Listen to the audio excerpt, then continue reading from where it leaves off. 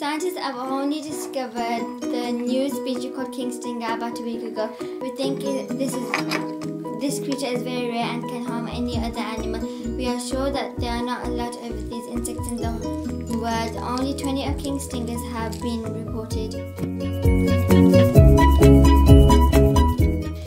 The king stinger lives in the big, huge, gigantic trees of the rainforest. These king stingers have 6 legs and have bodies up to 24 centimeters long. They have green colored legs, a purple body, an orange head and a black tail, which is both vicious and hairy. Furthermore, this incredible insect can fly very high and fast due to its wings. King stinger, who is a monstrous beast, will do anything to kill its victim. Scientists are still learning about this creature.